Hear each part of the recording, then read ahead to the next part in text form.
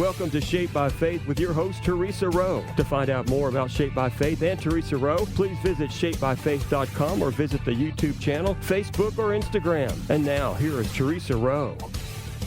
Welcome to Shaped by Faith, where we shape our bodies and hearts for God's purposes.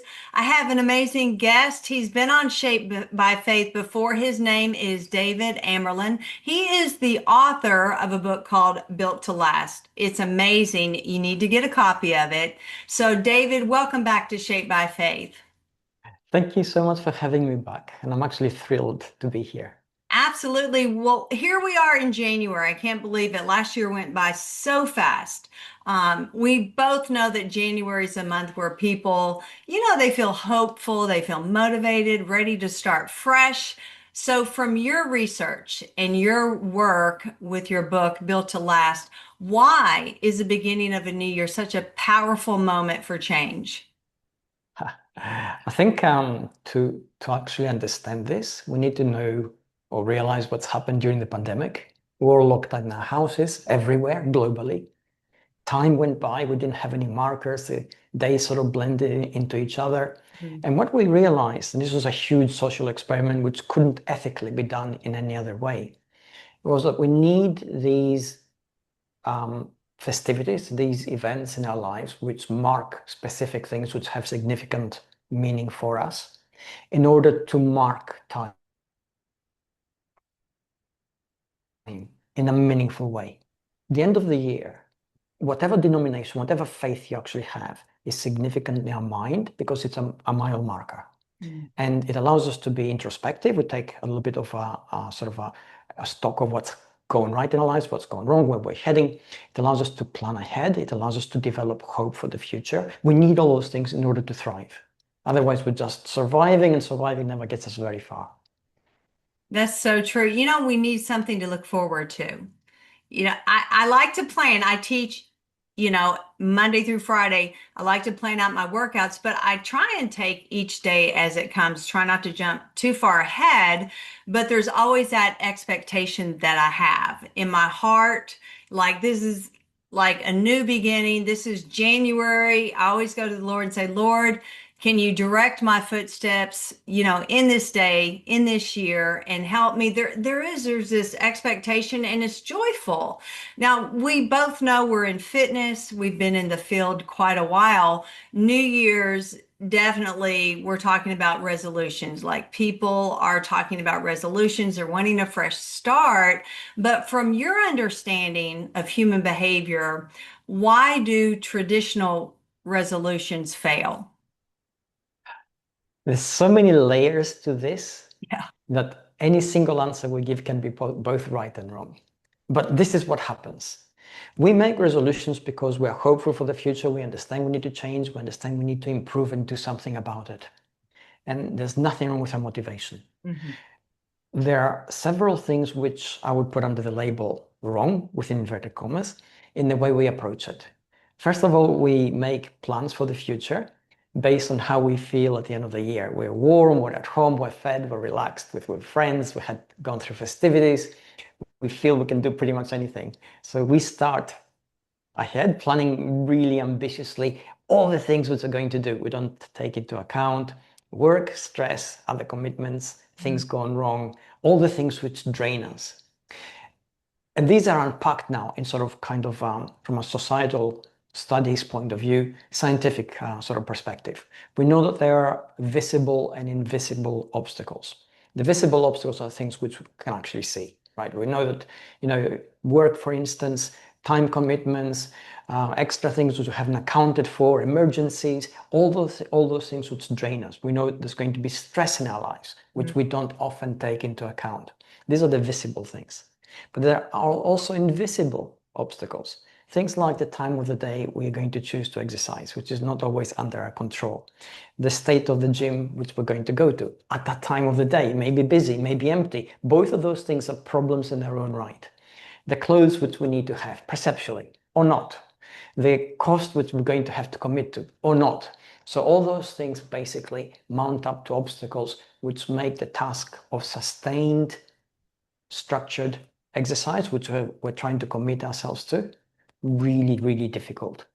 And on top of that, we have our own flagging motivation. There was a 2003 Princeton University study. It's a little bit old now, but the study is still valid. It showed that if we are going through the same process, trying to get to a reward, the dopamine spike which that initiates, which allows us to get excited, becomes less every time we commit to it. So we start the first week and we're excited, it's fresh, it's all new. Second week it wanes a little bit, third week it drops off a little bit. So that motivation which we feel neurochemically from that dopamine spike which excites us with something new and sort of wonderful for us in that kind of context begins to decline and diminish. We get less pleasure out of it. So when you put all those things together now, it becomes a mountain which is right in front of us, and we find ourselves usually unable to climb.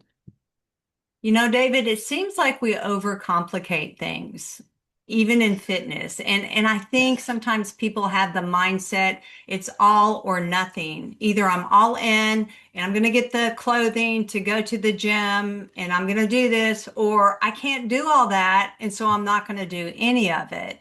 So in your book, Built to Last, you emphasize that most fitness programs fail because they demand way too much out of people. So how does that truth apply to the way people often approach their New Year's goals in life? And I believe you answered some of that. But what can we do? What can we do?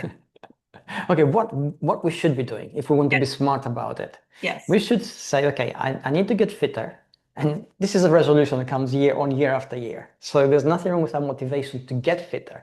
And there's nothing with our planning in how we see ourselves trying to get to. But the realization itself, the practicality is wrong. And we need to fix that. Mm-hmm. And how do we fix it? We'll fix it by, instead of being ambitious and over planning and thinking sort of, going to be able to be better than last year, we're going to think, how can I make this as easy as possible for myself? What can I do that I can do every day for the whole of the year? And you can't say, well, I'll go to the gym 3 times a week. That's unrealistic. We know that. So you need to think, well, what should I be doing? Should I be going twice a week? And if I go twice a week, how do I compensate for the time I'm not at the gym, for instance? Or once a week. And again, how do I compensate for that? And put a plan of action in place for yourself, which is doable, which is relatively easy to carry out, which is sustaining in the way that it makes you feel. And those 3 elements then make it sustainable for the long term. And if you do just that, nothing else, by the end of the year, you're an entirely new person physically, neurochemically, neurobiologically, and mentally. I totally agree with you, David. And I always say, keep it simple. If someone asks me, what can I do? I've not exercised, and I get this a lot, that people will message me or email me from different places, and they'll say, I'm in a jam right now. I've let go of my health for the past 10 years. I haven't done anything. How do I get back into the swing of things? And I tell them to keep it simple and consistent. Like each day, can you move around for 5 minutes? Can you do that? Can you walk, if you have a driveway, walk down the driveway? If you're in a home, can you move around in your home? And they're like, you're not answering my question. No, what can I really do to get back in? But what would you say to someone, David, if they said the same thing to you? How can they get back into a routine of, keeping this body fit for God's glory? Your answer is perfect, absolutely perfect. And it comes up against the resistance of the person thinking that it can't be that simple. Mm-hmm. And I always say, well, it is simple provided we stick with it. And this is a difficult thing. I mean, we can do something for a minute a day, whatever that is, right? But just 1 minute. It can be doing calf raises, it can be doing jumping jacks, it can be doing push-ups for a minute if you're really strong, whatever it is, holding a plank for a minute. And some of those things are ambitious, I realize that. But if we just do it for a minute a day, throughout the year, by the end of the year, we are physically, mentally, and psychologically stronger, just on that 1 minute. And we know from studies that that 1 minute of exercise neurochemically changes the bloodstream the same way that 60 minutes of exercise change. The body doesn't differentiate, which means that the impact of 1 minute on the major organs is the same. So that's how we start. Let's start with that minute. And I found from practice with people I've tried this with, that what actually happens is a month later, 2 months later, they actually feel different. Their capabilities have changed, and that 1 minute becomes 2, then becomes 5. So they change on their own, but they need to feel confident in their ability to do that. And that confidence is built through that 1 minute of exercise, or the bare minimum you can do. How long have you been in the health profession? Whoa, I got my Taekwondo instructor's certification when I was 28. I'm 61 now, but I've been training since I was 13, so it's been a long time. So you know all about the body, you know your body well, you know how it responds to different maybe forms of exercise because you've experienced a lot of different genres of exercise. How does, in your opinion, patterns and repetitions actually help the brain respond? And I always say it helps us with clarity of brain function when we do this. Okay, that's a brilliant question. Okay, we need to understand that every time we move our body, doesn't matter what we do, reaching for the mouse, tying our shoelaces, doing some exercise, we basically engage our brain. But obviously not all those things are equal. When we exercise our body or when we move our body in a complex way, do something different, something which we haven't done before, a new dance, a new form of exercise, a new form of movement, something more complex than we did before, we are basically engaging the brain and we're forcing it to develop, depending on what we do, new connections. So we build new neurons. So we get neurogenesis. So actually have new cells in the brain. And also we change the connections that it already has in order to allow us to control our body better. And this is neuroplasticity. This is what helps our brain remain young, like our body, effective and sharp. And if we engage ourselves in the same things all the time, sure, we think that our body is doing it and we are doing something good for it and we know it. And it's the same every day and we're doing it for 2-3 years. But what actually happens is that energetically, that exercise begins to give us diminishing returns. It doesn't burn as many calories. It doesn't require our attention. We can pretty much do it with our eyes shut and our hands tied behind our back, that proverbial thing. And we don't get the benefit of the time we actually invest. And if we want to be smart about this, we should, in the time that we allocate to exercise, do something that benefits our body because it challenges it. And that's how it develops into a stronger, healthier body, and also challenges our brain, and that develops into a stronger, healthier brain. So mixing things up, doing difficult things, doing things which make us feel stupid and incapable, that's a good thing. Because that allows us basically to become better. It challenges us. And we have to be judicious. We have to be smart with how we do it. We don't want to sort of go into class and feel incompetent time after time because we get demotivated. But we want to feel that we get challenged. And within that challenge, we gain a progression, which allows us to actually look back and see how we've improved. And I think there's something magical about aging and getting better year after year. I think that's marvelous in a sort of a sense of how we develop ourselves.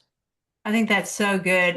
David, when I teach fitness classes, I encourage my students, if they're first coming in, do the modifications and then eventually build up to the progressions. You don't have to start with the progression. They may do a knee lift instead of a knee lift and an opposite arm front raise, and I also noticed, David, when working with females and males, there's a little difference in brain activity. Now, I could be wrong on this, but when I teach a class and there's a man in a class, women can do like a squat, press, knee drive, where I feel like the man is thinking, let me just do a press or let me just do a squat. So the combination of all that together, is there a difference between males and females when it comes to different patterns and repetitions? Okay, scientifically, this is contentious. We have anecdotal evidence from trainers which say that, yeah, they train their female athletes different to their male athletes. And then we have equally anecdotal evidence for trainers who say, everybody does the same thing, and provided they do their work, they see the same results. This is what I will say, and this comes directly from my own experience. because the science cannot be definitive on this at this point in time. Biomechanically, men and women are a little bit different. And the body essentially is a biomechanical device. The output we get in terms of capability, strength, power, speed, etc., is a result of those biomechanics. So inevitably, women will be a little bit better at something, and men will be a little bit better at something else. And if we sort of use a stereotypical thing, men will have slightly stronger, naturally upper body strength, for instance. Yes. Even within untrained subjects. And women will have slightly better flexibility. And essentially, lower body strength will be roughly the same within untrained subjects, again, roughly. So if we take those empirical things and we put them into practice, then within a class, for instance, a class environment, everybody should be given their own kind of pathway to develop, whether they're men or women, it wouldn't matter, because it should be tailored to what they can do. And this is the challenge, obviously, for any kind of instructor, because you want people to sort of think that they are capable of doing, everybody's capable of doing the same thing and everybody will do the lesson, and this is not the case. Absolutely. As an instructor, you should always give all variations of the exercise and encourage them to move at their own pace. And always encourage them, David, to personalize that exercise, whatever that is for them in that day. You know, not to compare themselves to 10 years ago when they used to do this or that, but what do they need today? Just movement to keep this body healthy and strong. I've also found out, David, I want to ask you about this. So when we're exercising, of course, there's music in the background. I play Christian music, but I also bring a scripture for most of the exercises to give them a focal point. I do want them to develop strong muscles and more flexibility, but I also want them to focus in on the Lord as they're exercising. So it's not all about them, look at how I look, but let's do this for God's glory. And it seems to help them really focus in on, oh, this isn't painful, or this isn't too much. I can do this because maybe I can do all things through Christ who strengthens me as I'm doing a squat and a press. And so that time goes by a little bit quicker for them, they tell me. What's your opinion on that? Okay, I love that you do this, and I'll tell you why. We know, again, this is from scientific studies. We know that if we have attention on what we're doing, and we have the context of a deeper meaning within it, then the efficacy of what we're doing can be as high as 30%, which is crazy. And it varies from subject to subject, and there's a ceiling of about 30%. So we go from 5 to 30. But think about it. You're doing exactly the same thing as your neighbor, the person next to you. And because you're focusing not on yourself exactly on how difficult it is for you, but on the movement itself and the context of the exercise, and then the goal beyond it, in this particular case, you've already given them a context which is much greater than themselves, then the efficacy of that for them is a lot higher. They feel better within it. And that's magical. We don't know exactly the mechanism that the brain engages in order for that to happen, but we have seen the results and we have seen the effects. That's awesome. Okay. So I feel like it works. You know, I don't know if it works for other people, but it helps me to focus in on being intentional with your movements and focus in on your higher power, which to me is God. You know, focus in on Him and thank Him, be grateful. You know, even though your whole life may be exploding, be grateful that God is with you and He's helping you in that moment. David, if someone is starting from ground zero right now in the month of January and they're like, okay, I hear both of you talk about this, but give me some specific things that I can do to start, what would you say to them? If it's something specific, which doesn't take a lot of energy, doesn't take a lot of effort, everybody can do and can have maximum impact, I would say, you know, if this is new to you, spend a minute or two each day, the same time, doing calf raises.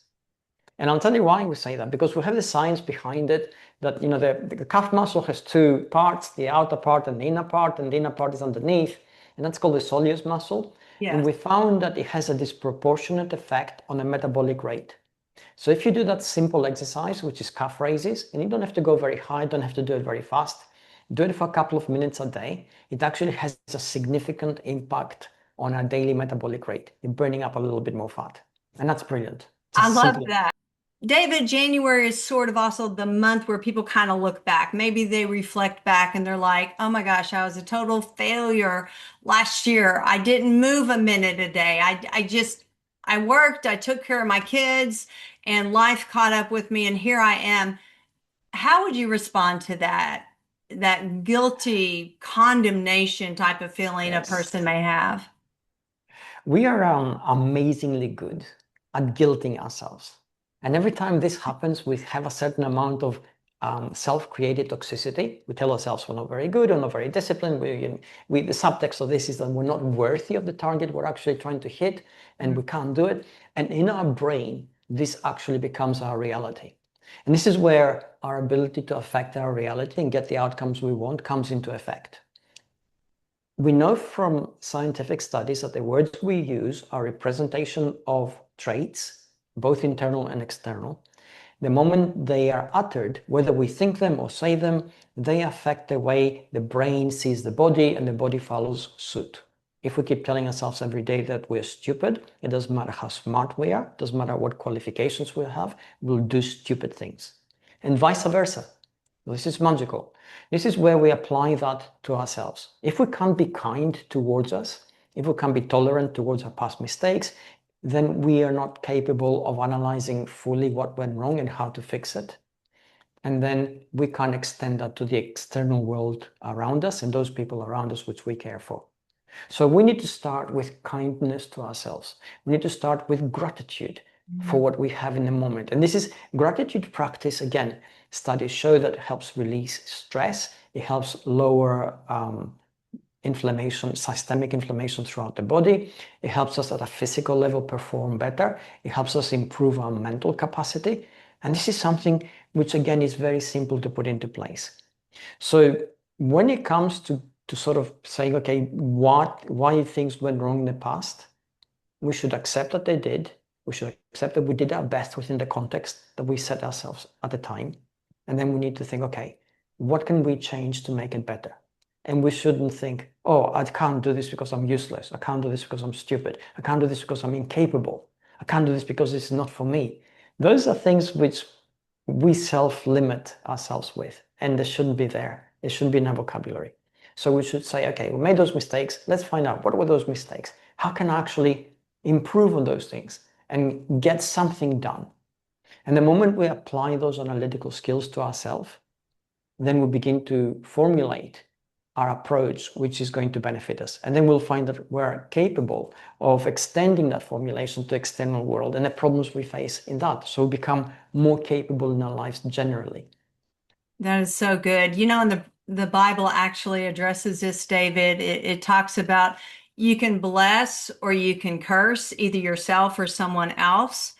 You can also extend grace to yourself and other people. And I feel like, David, you know, forgiveness is a big thing that holds people back as well. Or if they don't like a person and they keep running into them and they keep thinking, I don't like that person, you know, instead of that mindset, maybe shift it and, Lord, show me how to love this person, or I choose to love this person, even though I may not like them or like being around, but I choose to love them. I choose to extend gratitude towards them. I choose to bless them. It's a game changer all the way around, also for the physical body. Absolutely. And what you said is really powerful.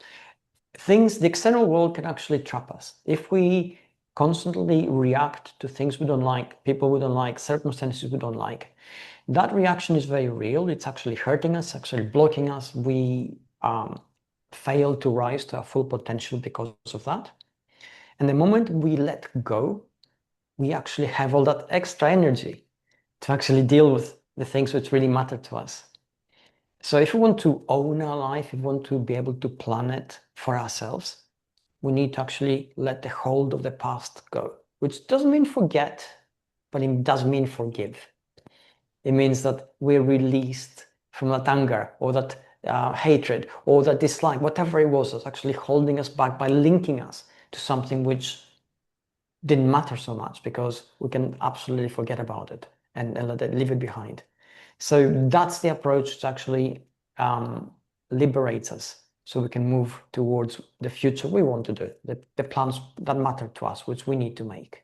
That's so good. How does spiritual grounding help a person, maybe start at the new year, also start a prayer life or journaling your thoughts, or, reading the word of the Lord along with your 1 minute a day? Do you believe that that helps? Absolutely. I mean, just something as simple as journaling, for instance, because we are forced to put things down, we need to change perspective in our heads, like a third person reporting on this. And that immediately creates different perspective, as does praying, as does reading the Bible, as does thinking spiritually. The moment the perspective changes, we realize that the things that truly matter are not the things which we think matter. And that's the liberating thing. That's the life changer.